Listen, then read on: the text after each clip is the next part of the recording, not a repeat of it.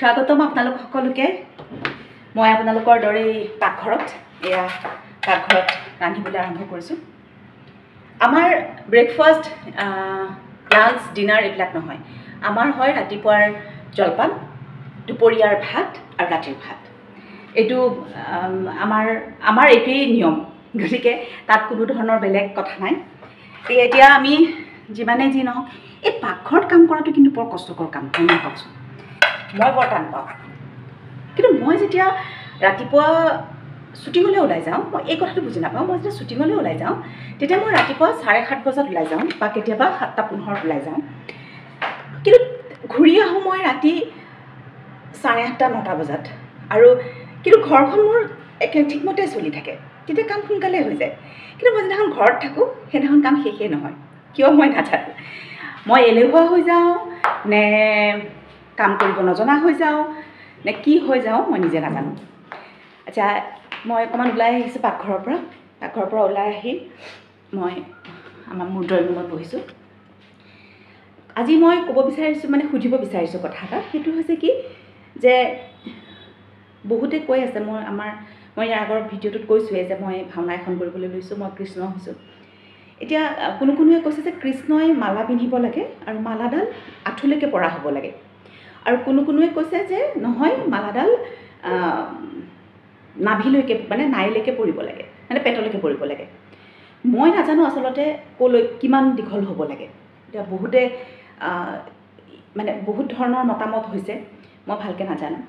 কথাটো হৈছে যে এই ভিডিঅ'টো মোৰ যিখিনি ফলোৱাৰ্ছ বা নন ফলোৱাৰ্ছ যোনে নহওক, এই ভিডিঅ'টো যোনে চাব, তেখেতসকলৰ কোনোবাই নিশ্চয় এই কথাটো জানিব যে আচলতে কৃষ্ণই কিমান দীঘল মালা পিন্ধে, আঁঠুলৈকে পৰা পিন্ধে নে নাভিলৈকে পৰা পিন্ধে। গতিকে মই এটাই অনুৰোধ যে মোৰ কমেণ্টত খুব সোনকালে কমেণ্ট কৰিবচোন, যিসকলে জানে এই কথাটো, যে আচলতে কিমান দীঘল মালা পিন্ধিব লাগে, প্ৰথম কথা। আৰু মোৰ এইখিনিতে এটা কথা ক'ব বিচাৰোঁ যে বহুত এনেকুৱা নতুন প্ৰজন্মৰ বহু ল'ৰা ছোৱালীয়ে মোক সুধি আছে যে কেনেকৈ অভিনয় কৰিম, বা মই বহুত অডিশ্যন দিছোঁ, কিন্তু অডিশ্যন মই পাছ কৰা নাই, বা অডিশ্যন দিবলৈ মই পোৱা নাই, লিংকটো পোৱা নাই। এতিয়া কথাটো হৈছে যে আজিকালি, মই আগতেও এবাৰ কৈছোঁ যে আজিকালি প্ৰত্যেকটো এণ্টাৰটেইনমেণ্ট চেনেলে, মনোৰঞ্জনধৰ্মী প্ৰত্যেকটো চেনেলে নিজাববীয়াকৈ অডিশ্যন পাতে, আৰু তেওঁলোকৰ পেজত হওক, তেওঁলোকৰ ইউটিউবত হওক, বা ইউটিউবত নিদিয়ে, সাধাৰণতে তেওঁলোকৰ পেজতে দিয়ে। তেওঁলোকে পেজত তাৰ প্ৰমোশ্যন কৰে, তাৰ এড দিয়ে। আৰু আকৌ এনেকুৱা পৰিচালক আছে যিসকলে তেওঁলোকৰ ব্যক্তিগতভাৱে তেখেতসকলে কৰে, অডিশ্যন দিয়ে, আৰু তেখেতসকলৰ ইনষ্টাগ্ৰাম প্ৰফাইল বা ফেচবুকৰ প্ৰফাইলত তাৰ লিংক দিয়ে বা তাৰ প্ৰমোশ্যন কৰে তেওঁলোকে। গতিকে সেইবিলাক চাই থাকক, চাই থাকিলে গম পাই আপোনালোকে সুন্দৰকৈ অডিশ্যন দিব পাৰিব। এইখিনিতে মই এটা কথা ক'ব বিচাৰিম যে কালি মই এগৰাকী নতুন ছোৱালী লগ পালোঁ, আৰু তেওঁ কৈছে যে মই বহুবাৰ দিছোঁ অডিশ্যন, কিন্তু মই অডিশ্যন পাছ কৰিব পৰা নাই। কিয় পাছ কৰিব পৰা নাই বাৰু বাইদেউ? তো মই তেতিয়া বিশেষ ধৰণে তেওঁক আচলতে মই ব্যস্ত হৈ আছিলোঁ কাৰণে ক'ব নোৱাৰিলোঁ। কিন্তু আজি মই ক'ব বিচাৰিছোঁ এটা কথা, যে এই বহুত দিন অডিশ্যন দিয়ে কিন্তু অডিশ্যন পাছ নকৰে, বা অডিশ্যনত যিসকলে পাছ নকৰে, কি যিটো চৰিত্ৰ দিয়ে হয়তো পৰিচালকে, সেই চৰিত্ৰটো পৰিচালকৰ মতে কৰিব নোৱাৰে। ইয়াৰ কাৰণ কি বুলি ভাবে আপোনালোকে বাৰু? ইয়াৰ কাৰণ হৈছে যে যেতিয়া এটা চৰিত্ৰ দিয়া হয়, সেই চৰিত্ৰটো নিজৰ মাজত তাক ডেভেলপ কৰিব লাগিব। যেতিয়ালৈকে আপুনি আপোনাৰ নিজৰ মাজত চৰিত্ৰটি ডেভেলপ নকৰিব, সেই চৰিত্ৰটোৰ হৈ নাযাব, বা সেই চৰিত্ৰটোৰ নিজকে সেই চৰিত্ৰটোলৈ ৰূপান্তৰ নকৰিব, তেতিয়ালৈকে কিন্তু আপোনাক পৰিচালকেই হওক বা অডিয়েঞ্চেই হওক আপোনাৰ লগত কানেক্ট নহয়।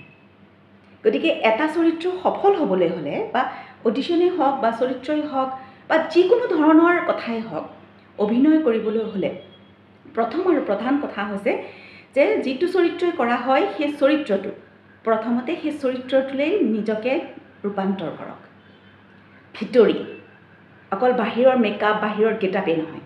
যেতিয়ালৈকে আপুনি সেই চৰিত্ৰটো হৈ নিজে সেই চৰিত্ৰটো হৈ নাযাব, তেতিয়ালৈকে আপুনি সেই চৰিত্ৰটোৰ লগত পৰিচালকেই হওক বা অডিয়েঞ্চেই হওক কানেক্ট কৰিব নোৱাৰিব। গতিকে মনত ৰাখিব, প্ৰথমতে যিটো চৰিত্ৰ কৰিব সেই চৰিত্ৰটোলৈ নিজকে ৰূপান্তৰ কৰক, মানে ভিতৰি সেই চৰিত্ৰটো নিজৰ মাজত জীয়াই তোলক। এইটো এটা প্ৰথম কথা। 2 নম্বৰ কথাটো হৈছে যে ভইচ কোৱালিটি। ভইচৰ যিকোনো ধৰণৰ অভিনয়ে হওক বা যিকোনো ধৰণৰ কথাই হওক, ভইচৰ লগত বহুত কথা থাকে। প্ৰতিটো চৰিত্ৰৰ বিভিন্ন ধৰণৰ ভইচ কোৱালিটি থাকে। গতিকে সেই চৰিত্ৰটোৰ ভইচ কোৱালিটি কি হ'ব পাৰে সেই কথাটো নিৰূপণ কৰক নিজৰ ভিতৰত, আৰু সেইমতে সেই কোৱালিটিটো মানে সেই ভইচটো আপোনালোকে দিয়ক সেই চৰিত্ৰটোৰ লগত। আৰু চৰিত্ৰটো যেতিয়া নিজৰ মাজত জীয়াবলৈ আৰম্ভ কৰিব, নিজৰ মাজত তাক সংৰোপণ কৰিব, নিজে সেই চৰিত্ৰটো হৈ যাব, তেতিয়া দেখিব যে সেই চৰিত্ৰটোৰ বিভিন্ন কাৰুকাৰ্য বা বিভিন্ন অলংকাৰ আপোনাৰ মাজত দেখা দিব। আৰু তেতিয়াই পৰিচালকেই হওক বা দৰ্শকেই হওক আপোনাৰ লগত কানেক্ট হ'ব। ই এটা ডাঙৰ কথা। আৰু এটা ডাঙৰ কথা হৈছে যে আমি যেতিয়া এটা চৰিত্ৰ পাওঁ, সেই চৰিত্ৰটো এনালাইচিছ নকৰে, মানে বিশ্লেষণ নকৰে। চৰিত্ৰ এটা বিশ্লেষণ কৰাটো অত্যন্ত জৰুৰী কথা। যেতিয়ালৈকে আপুনি এটা চৰিত্ৰ বিশ্লেষণ নকৰিব, তেতিয়ালৈকে সেই চৰিত্ৰটোৰ যিবোৰ চৰিত্ৰ সেইবোৰ আপুনি গম নাপাব। গতিকে চৰিত্ৰ এটাৰ যিবোৰ চৰিত্ৰ, সেই চৰিত্ৰটো এনালাইচিছ কৰাৰ পাছতহে আপুনি গম পাব যে এটা চৰিত্ৰৰ চৰিত্ৰবিলাক কি।